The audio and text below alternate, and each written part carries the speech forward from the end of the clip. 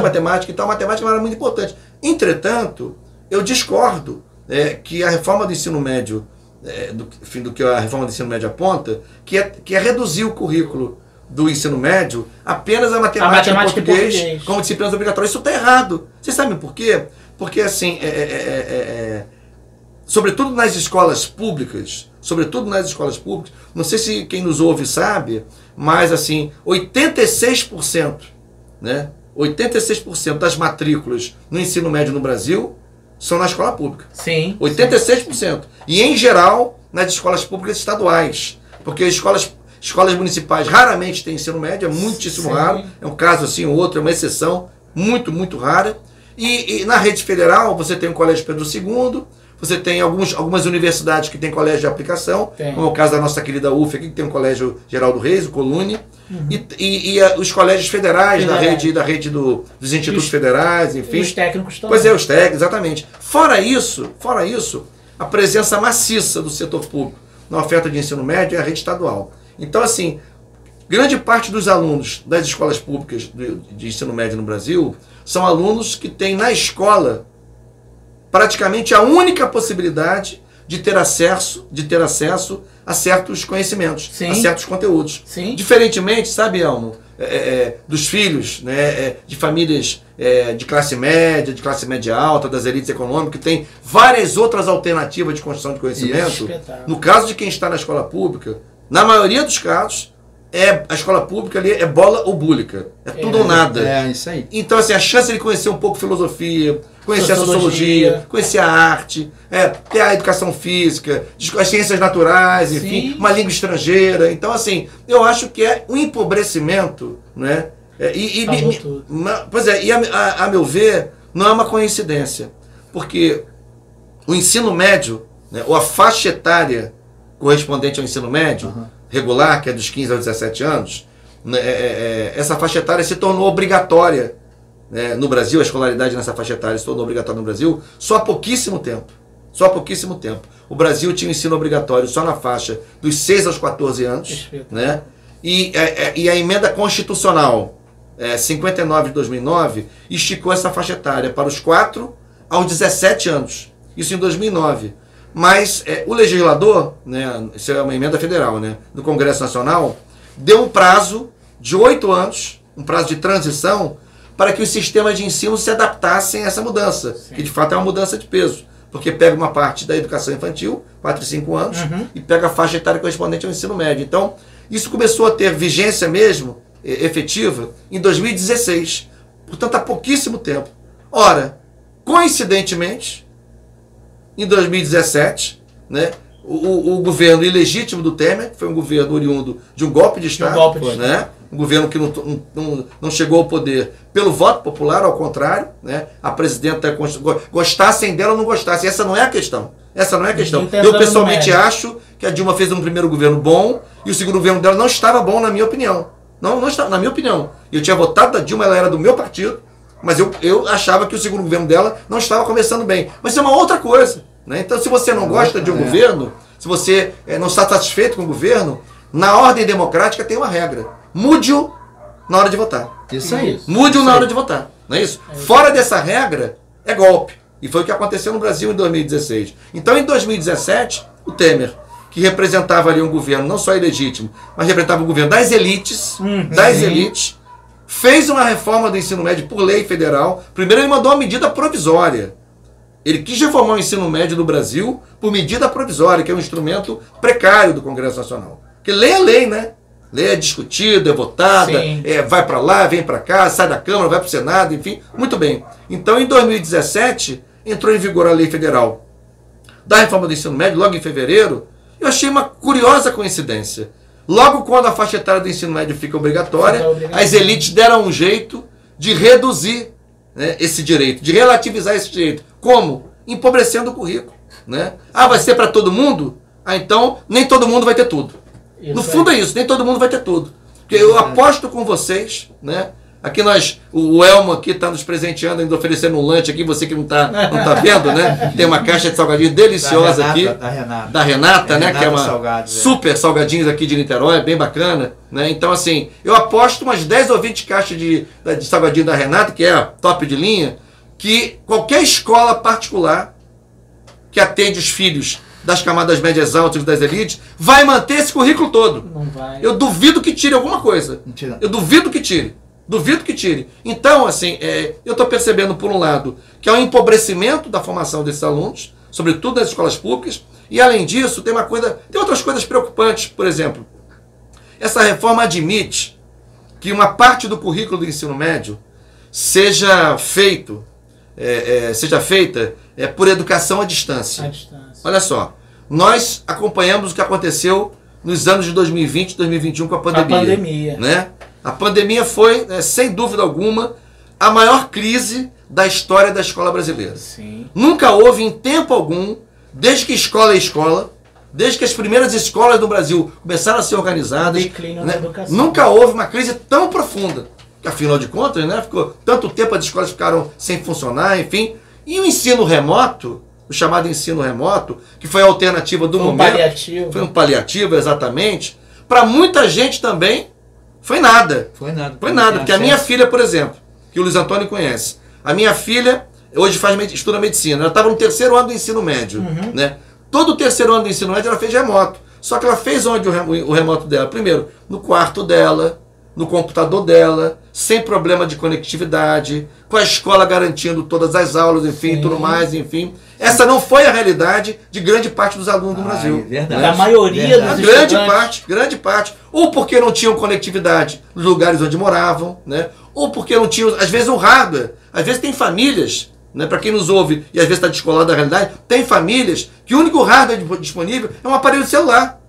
Que 3, 4 pessoas na mesma família disputam. Né? Então não tinham acesso, não tem computador próprio, não tem conexão, não tem lugar para ter um canto da casa que seja tranquilo, reservado para estudar. Se você que nos ouve não sabe, mas tem milhões de famílias nesse país, com 3, 4, 5 pessoas, que vivem numa casa só com sala, quarto, banheiro. Né? Enfim, é disso que se trata. Professor, então, assim, a realidade é muito diferente. Tinha alunos, professor, que ficava do lado de muros, buscando conexão, pegando o Wi-Fi do vizinho para poder fazer uma disso que a gente está falando, né? Uma pesquisa.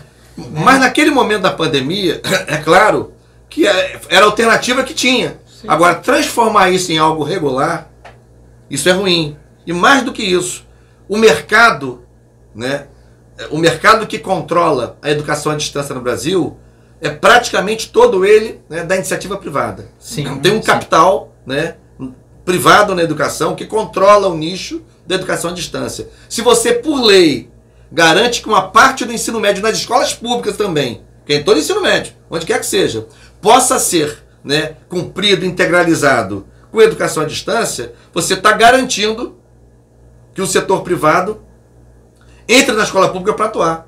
E com financiamento público. Usando o Fundeb. Isso. O Fundeb, que é um fundo público para a educação básica, né, por essa lógica, vai poder financiar a contratação de uma empresa privada de educação à distância para garantir que 1/3, sei lá, metade, 1/4, vai depender do currículo, seja feita assim. Então tem vários problemas. Essa lei, por exemplo, diz que vai poder lecionar, Guilherme, nós que somos professores, vai poder lecionar nas escolas um professor que não é formado. Ele é conhecido, ele vai ser chamado de notório saber. Mas quem vai definir o que é o notório saber? Quem que tem notório saber? Quem vai definir? Que história é essa? E os cursos de licenciatura das universidades, que formam professores durante 4 anos? Vai ser assim agora? 4, né? 5 ou 6. Pois é, ou mais até. Então tem muito problema na reforma do ensino médio. E aí, aqui no Rio de Janeiro, nós fizemos um esforço muito grande, né?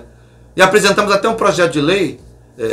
Eu apresentei o projeto e outros deputados assinaram comigo, o Flávio Serafini, o Carlos Mink e o André Siciliano, para que o ano de 2022 aqui no Rio de Janeiro, no processo de implantação do novo ensino médio, não fosse um ano ainda de fazer a mudança curricular, fosse um ano de fazer uma profunda discussão com a comunidade educacional para reorganizar os currículos, chamando quem? Chamando quem tem que chamar. Quem é de direito, os Imagina, quem entende, né? Como é que pode isso? Eu mexo em hospital sem ouvir os profissionais de saúde, né? Eu mexo na infraestrutura de uma ponte sem ouvir os engenheiros. Que história é essa? Né? Mas que história é essa? Então, a gente conseguiu aprovar na Assembleia o projeto, o governador vetou, né? A gente teve dificuldade de derrubar o veto, fizemos uma negociação enquanto decidia se o veto ia ser derrubado ou não, pelo menos obrigando que a Secretaria de Educação criasse um grupo de trabalho para fazer a discussão do currículo do ensino médio, e isso aconteceu, acabou acontecendo. Tipo auditores? Não, é um GT com representação da Secretaria, da Assembleia, dos professores, dos diretores de escola, do Conselho Estadual de Educação, começar a fazer um debate que não teve. Então, assim, o que a gente percebeu é que assim, o Rio de Janeiro vive há algum tempo assim, sabe? O Brasil tem um Plano Nacional de Educação, que é de 2014, e depois que o Plano Nacional de Educação entrou em vigor, cada estado brasileiro tinha um ano para adequar o seu Plano Estadual de Educação ao novo Plano Nacional. Então, como entrou em vigor em junho de 2014, os estados tinham até junho de 2015. Pô, nós estamos em 2022, o Rio de Janeiro não tratou disso. Salvo engano, só 2 estados brasileiros não fizeram isso até hoje. O Amapá e o Rio de Janeiro. Então, assim, o Rio de Janeiro não fez nem os seus deveres de casa mais elementares, entabulou uma reforma do ensino médio sem dialogar com ninguém. No início deste ano, vocês terem uma ideia, e vocês que nos acompanham, nos ouvem, enfim, nos seguem, da improvisação que está acontecendo nas escolas estaduais, podem consultar qualquer escola estadual do Rio de Janeiro. Perguntem se o que eu estou falando faz sentido ou não faz. Qualquer escola estadual. O que aconteceu? Reforma do ensino médio. Os professores, em janeiro deste ano, não sabiam o que ia mudar no currículo. Em janeiro deste ano. Aí receberam uma relação das novas disciplinas sem nenhum conteúdo. Sem o que a gente chama na escola de ementa. Sem ementa. O que é ementa? A ementa são os temas principais que têm que ser desenvolvidos no ano. Exatamente. Eles não receberam. Receberam só em fevereiro, com o ano letivo já em curso. Ou seja, um barata voa. Por que não fez a coisa direito? Por que não organizou? Por que não quis discutir? Por que o governador, né, incompetente, não conhece a pauta da educação, desconhece a agenda da educação? Por que não garantiu que a comunidade educacional do Estado pudesse ter uma discussão de fundo? Né? De fato, que as escolas se pronunciassem, que os diretores de escolas se pronunciassem, que os profissionais da educação se pronunciassem. Você está entendendo? Então, assim, o Rio de Janeiro segue mal, segue tropeçando, segue improvisando, segue fazendo de qualquer jeito a agenda da educação. Tropeçando não. Tropeçando é elogio, né? Tá mal das pernas mesmo. Mal das pernas mesmo. E também tem do governo federal ai meu Deus do céu, me fugiu a palavra. A verba que eles dão para a educação, né? Que foi cortada, né? Foi reduzida, né? Nesses últimos anos, né?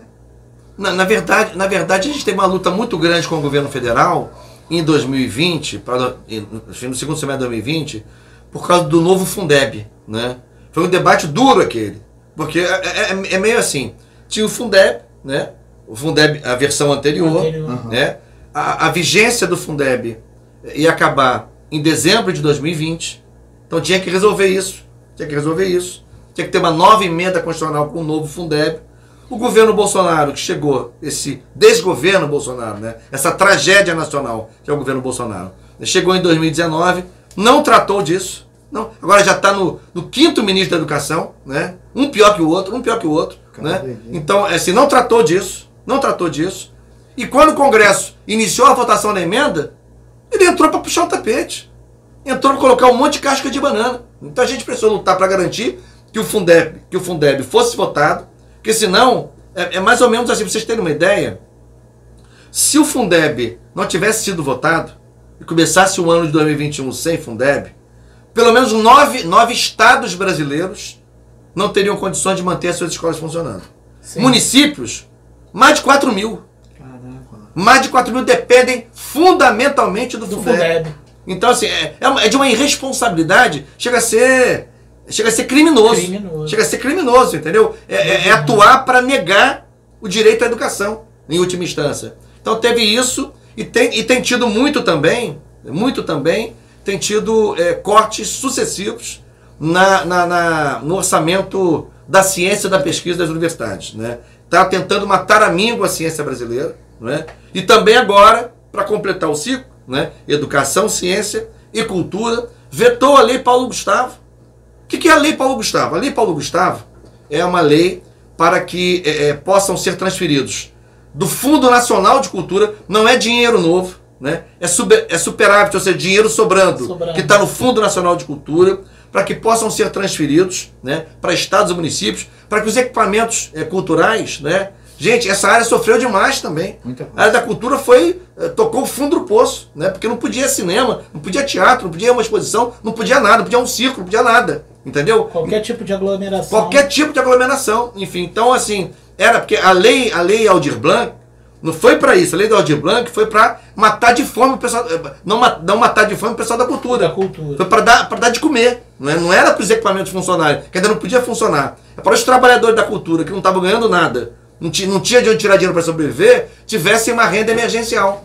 Agora, esse recurso da Lei Paulo Gustavo é para que os equipamentos culturais, os empreendimentos culturais voltem a ser relançados, volte a ter formação de público, volte a ter formação de plateia e volte a girar também a economia da cultura, claro, que é uma economia muito potente. Então, 3,9 bilhões de reais para todo o Brasil, para todos os municípios. Ele vetou, primeiro dizendo que a lei era contra o interesse público.